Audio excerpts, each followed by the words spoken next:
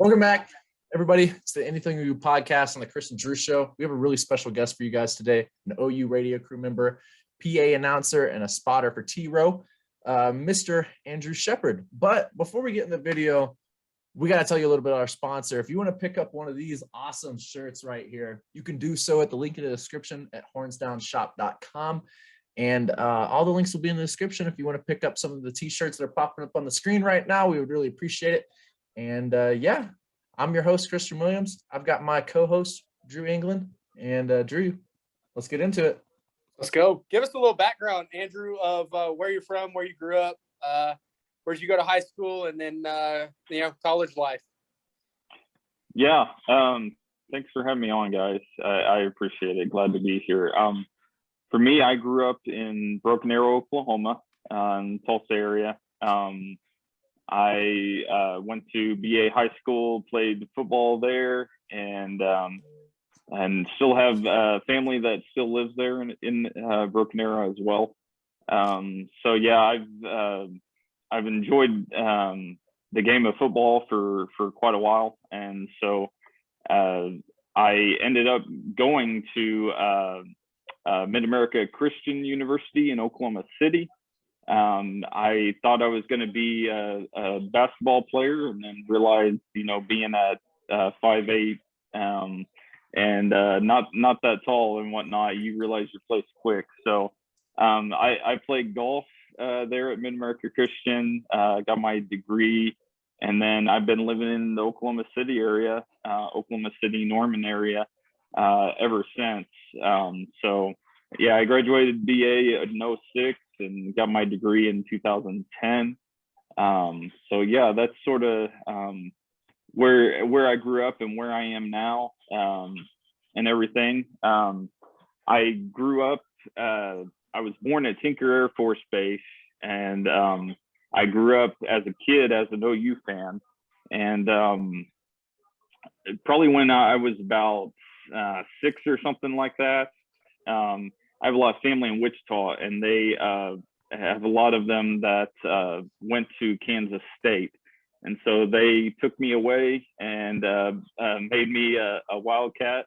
So I became a K-State fan, and yeah, I was there in purple for most of my days. So yeah, but we don't hold that against you now, so you're good. Yeah. So that's sort of my background, sort of growing up and everything. So yeah, sorry about the dog going crazy. But All good.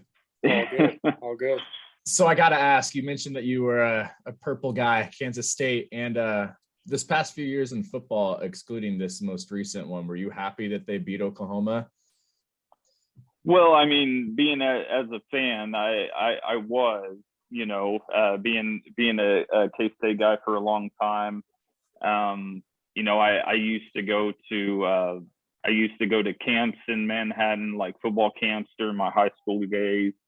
I was always a big admirer of Bill Snyder, and all of his staff that he sort of raised up, and the tree that's aligned, with Snyder, with Stoops, with Venables, with all the OU guys that transitioned from K-State to OU, during those early 2000s and whatnot.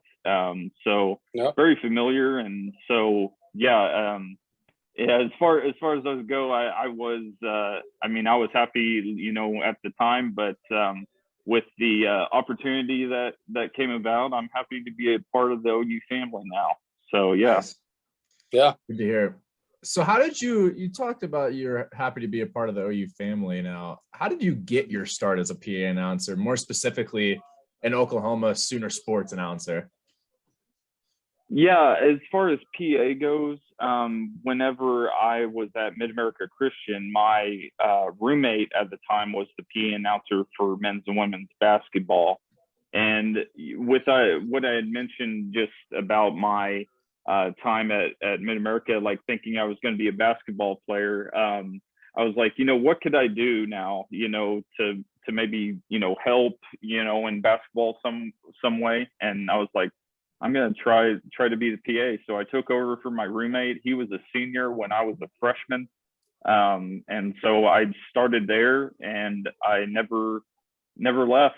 I'm in my 16th season now as a PA announcer for Mid-America Christian basketball. And I've done a lot of other things too: baseball, softball, soccer. I do play-by-play for soccer at Mid-America. So it's been fun. And so the transition, I've been trying to find new opportunities, and I got some with OU.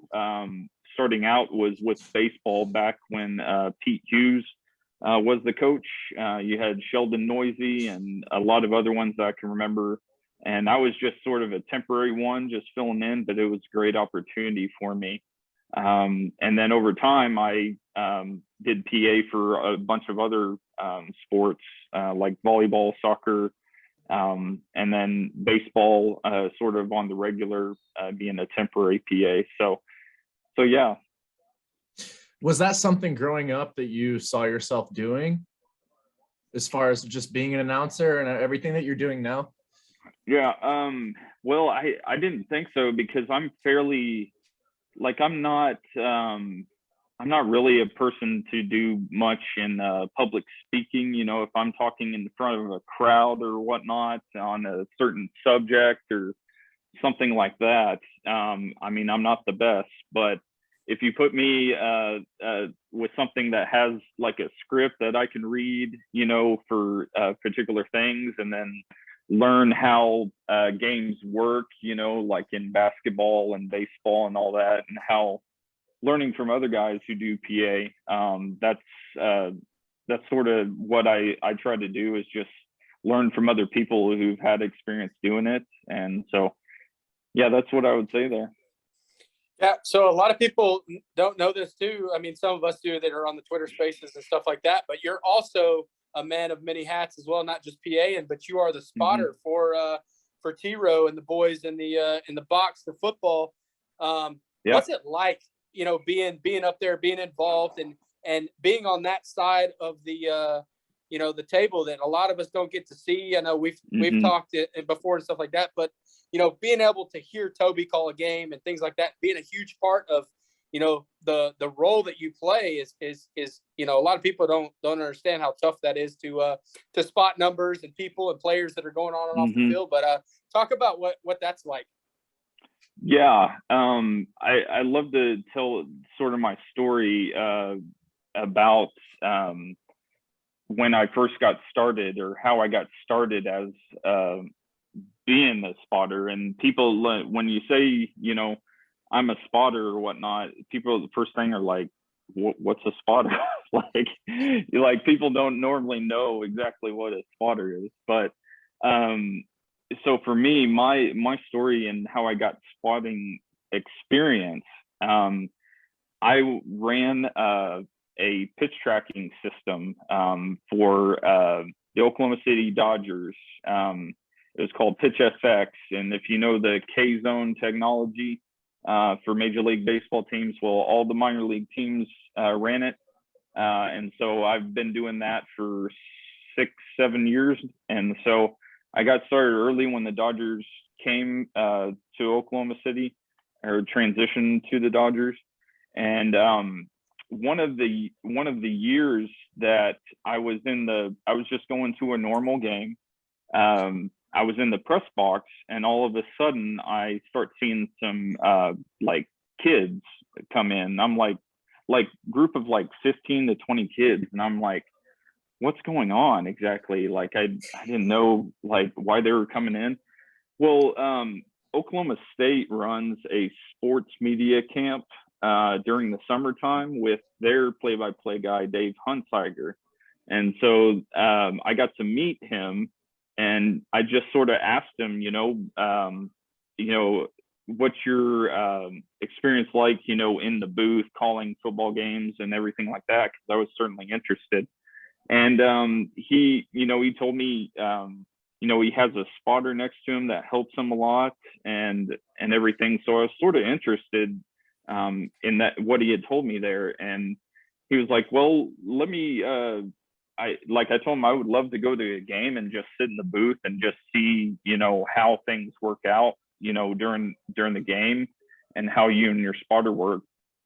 He invited me out to a game in Stillwater, and it was like a non-conference game or whatnot, but it was a great experience just learning things. And so he got me on to be the spotter for visiting teams that would travel into Stillwater. And that's where I got my experience, basically. I would contact the radio play-by-play guy for every school and tell him, I'm available. And Dave recommended me, because sometimes radio guys don't bring spotters with them traveling. Sometimes schools can't, depending on their budget or whatnot. So that's sort of how I started out. And then I started doing games in Norman, because that's where I live and everything. It would be a lot closer for me. And I would love to, go to OU games. So I got started out. I spotted for teams for like Missouri State, South Alabama, Houston, and I got started in Big 12 schools like West Virginia and Kansas. And so over time, I got that experience over like 6 seasons or so. And that really helped me a lot. And so as far as transitioning to OU, I would always be in contact and see Toby like in the press box or whatever. And I would email him, tell him, if you need a backup spotter, I'm here for you. If you need a pinch hitter, I'm ready to fill in. And so, over time, we've just been in touch, and me being a PA announcer too, he's seen me there as well. So he knew me a little bit, and just my interests. And then the unfortunate story was Toby's spotter passed away right before the Big 12 championship game in 2020 to pancreatic cancer. His name was Greg Blackwood. He had been the spotter for Toby for 10 years, and he was a longtime friend with Toby just through his Channel 9 days and whatnot. And Greg was a longtime photojournalist. He was the chief photojournalist for News 9. And so, it was just sort of a sad story just a few years ago. And so there was a void, and so I reached out to Toby and told him, I'm with you in this grieving time. If you need me to fill in, I'm ready to help. And so he just basically needed an off season, to think about it. And, he's still grieving over his best friend that he had for a long time and everything. So, over time, I, let him know my experience, let him know I'm here for him if he needs. And then I would, being the PA announcer for baseball, I would always say hi to him and everything like that during his calls. And right around June of last year, I got a call from him, and he said, asked me if I wanted the spotter gig, and I was like, absolutely. It was, and I told him, it's sort of my NFL draft call. It really was. I was sobbing big time, like just getting the opportunity to help a guy like Toby and how good he is on his call during game days is just phenomenal. But last year was a crazy year in many ways for me stepping in and now being an OU guy. So that's sort of, in a nutshell, just sort of my story and how I got experience being a spotter, and then stepping in to fill Greg's void, who, I mean, I get the opportunity to meet with his family every now and then, and I do it now in honor of him, and honor and memory of him, because I want to do as well as Greg did in that booth to help Toby on his call and everything. So Yeah, that's a great story. I don't think a lot of people, and I didn't even notice that, and realize that just at the time we've talked and kind of built a little bit of a relationship. And man, that's great stuff. Yeah, thank you for sharing that, because that was amazing to hear. But as far as all the places, the venues, the ballparks, the stadiums that you've had the pleasure of going to, what is your absolute favorite? It can be Norman. That can be one too. But what is your favorite place that you've been to? Yeah, man. Well, I would say, the first experience for me, being in the booth at Norman, it was just taking it all in is just phenomenal. Games that I can think of last year, that Nebraska game, that was a fun one. And that's a Norman game or whatnot, but I think the environment was just tremendous. Pre game leading up to it and everything like that. The game of the century, celebrating that anniversary or whatnot. So yeah, that was great. Now, as far as other places on the road, it was sort of reunion for me going back to Manhattan. And what was funny is they were honoring, some big names in the K-State Hall of Fame, like Jordy Nelson, Darren Sproles, those guys. But the booth there is great. It's like a whole new press box set up there that they've redone over the last couple of years and everything. So it was great to go out there and be in that booth. It was a really good win. But I mean, probably what takes the cake, is Texas, OU Texas at the Cotton Bowl. I mean, wow. you couldn't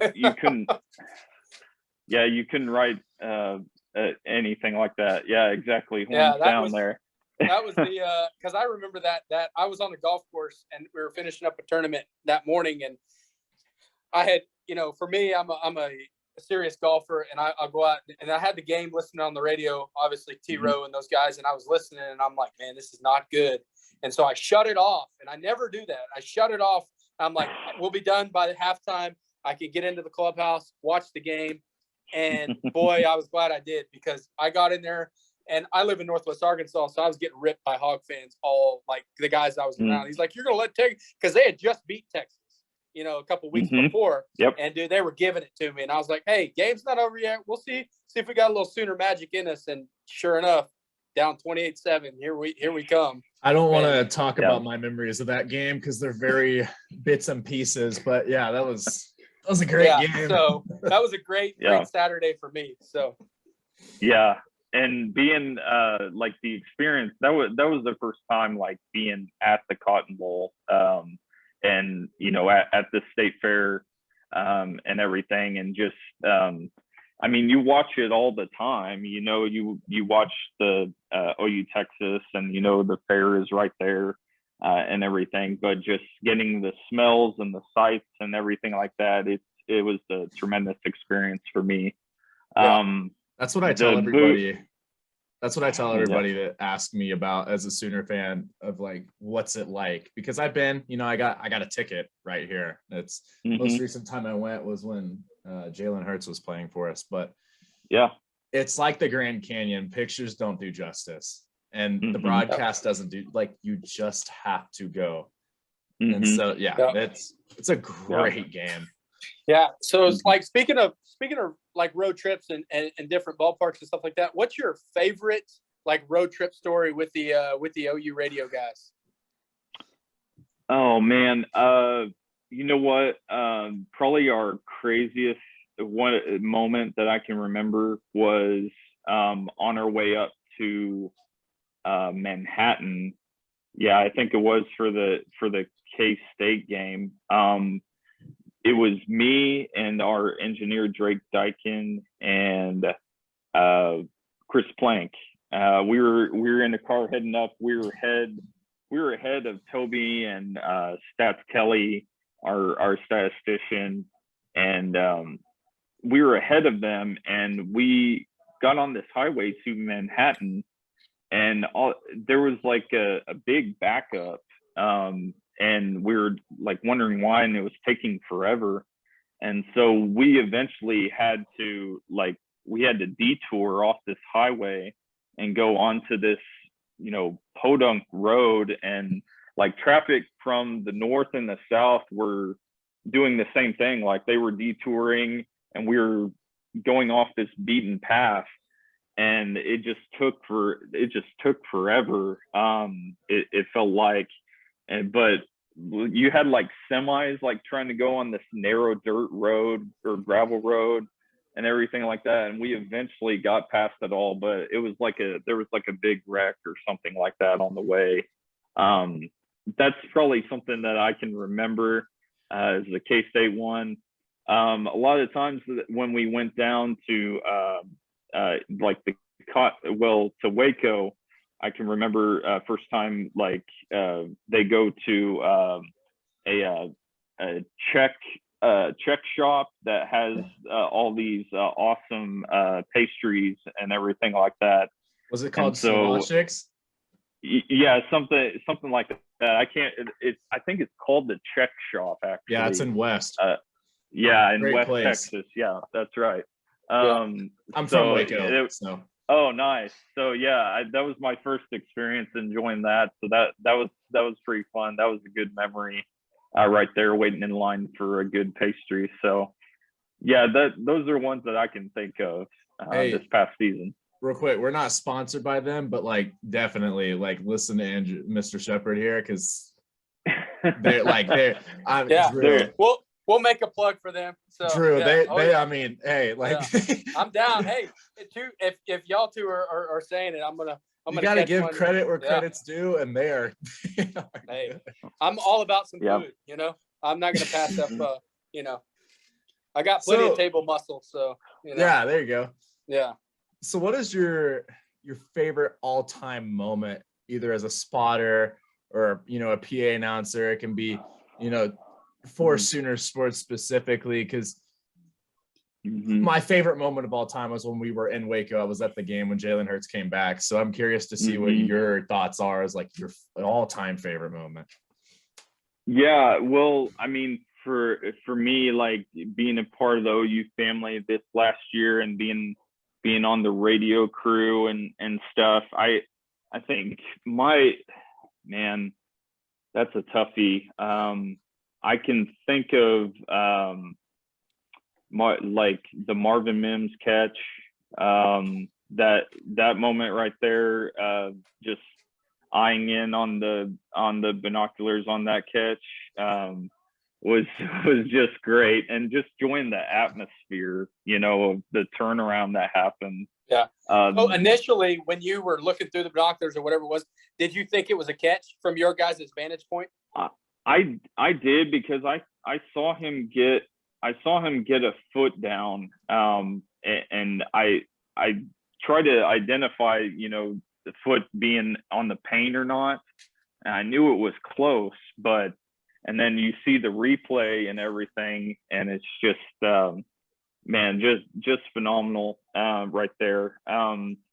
Even in a losing moment, even at Stillwater, the experience that game was great. Obviously, OU fans hate OSU, but Stillwater, those are fun games. Those are fun games to go to when they're beating on with the paddles. It gives me chills. Yeah. They have, and it's one of the times I'll admit it, they have a pretty good tradition going on there. They do. Stuff like that. So it's always a fun environment, and they always try to do stuff to get in our heads and all that stuff like that. So that's the hostile one. Yeah, first time working Bedlam and everything. We thought we would be able to get it at the end. Get in the end zone. We were close. It was, my heart was pounding just like everyone else's on that Caleb Williams run, that long one. Those are the experiences. I think just really OU Texas was just it just beat everything really. I mean, all the other places like K-State was fun. I mean, it was a close game at the end. I was hoping we would go to New Orleans, but there was a hurricane, if you remember, and so we had to come back home and do that. So I thought first game, was going to be on the road and going to New Orleans and, having some fun, some good eats down there, but came back home and did that. So yeah, that was a good time. Yeah, those are the experiences I can think of. That's awesome. Yeah. That's cool that a lot of Sooner fans and everybody that listens can hear that and hear the side that we otherwise wouldn't get to hear, and the experiences that you guys do. And obviously everybody knows Toby and how phenomenal he is, not just Sooner fans, but nationwide. I think he is one of the best, and you are definitely you play a part in that. So other than when you're not PAing, when you're not, calling games, when you're not spotting, what are your favorite hobbies outside of work? And you already mentioned food. What's your go-to grub? Yeah. What I like to do outside of just work, I love to play golf. I grew up playing golf, so I love doing that. I have a lot of good places around here. I love to eat in Norman. I live in Norman, so a lot of good places. I love Campus Corner. I enjoy Blackbirds nearby at the Mont. Love Tara Humara's. It's going for Mexican. That's my place. Christian's over there going crazy right now because those I'm are a like big two of Mont his favorite. fan. I'm a big Mont fan. Love it. Mm-hmm. Yeah. Yeah, my wife loves it there, so we go there on the patio pretty often. So yeah, that's what I would say as far as that goes. Otherwise, I love spending time with my daughter. She's 6 years old, and so she's in a lot of different things like cheer and soccer. So that's awesome. Yeah, it's great. Andrew, we do appreciate you for coming on, man. And if you ever want to come back on midway through the football season, any season, man, you are always welcome here at the AnythingOU Podcast. Yeah, we'll definitely get some updates from the box. So yeah. Yeah, absolutely. And I thank you guys so much. I'm fortunate to be riding coattails, such as Toby and everyone that's in that booth, Plank and Eichert and Lehman. I play a small part in the success that everyone else, on the call has. And so for me to be a part of it, I'm counting my blessings every day to have this gig being the spotter. Sure. Well, so, it may be a small part, man, but in Sooner Nation's eyes, it's a big one. So thank you. Appreciate it. Yeah, and hopefully they get to see a little taste of the behind the scenes of what makes a broadcast and what makes things roll behind the scenes. Because a lot of times they just see the game, they don't see the hard work that you guys put into, and so that's why a big reason why we wanted to get you on and share that with Sooner Nation. So. Yeah, absolutely. And if you guys are watching the game like at home or anything like that, you can go to Sooner Sports TV and they have a booth cam set up, and you can watch us sort of see how everything goes in the booth and how we work together and everything like that. Link will be in the description, Sooner Nation. Awesome. Yeah. So you'll see me with my binoculars. I'm the guy with the binoculars right next to the spotter boards and everything. So, well, if you guys check out his profile pic on Twitter, it's him and Tiro right there in action. So yeah. Well, Andrew, we do appreciate your time, brother. Thank you, guys. Appreciate it a lot. That's been everything on the AnythingOU Podcast and the Christian Drew Show. Again, I am your host, Christian Williams. My co-host, Drew England. We really hope you enjoyed that video with Mr. Andrew Shepard. And Drew, you got anything you want to leave the people with, man? Hey, as always, thanks so much for the support, for the likes, the follows, everything like that, the comments. One quick thing, if you haven't already, go over to our YouTube page. There'll be links and stuff down below. Hit that bell for notifications. Subscribe. If you are an audio listener on Apple and Spotify, go give us a review, write a comment. We sure appreciate it. And don't forget to check out hornsdownshop.com. Go get some of that merch. Help our boy Deshaun White out. Hey, I know I say it every time. We're getting a little bit closer to that spring game. Can't wait to see everybody in Norman. It's going to be a fun time. Sooner.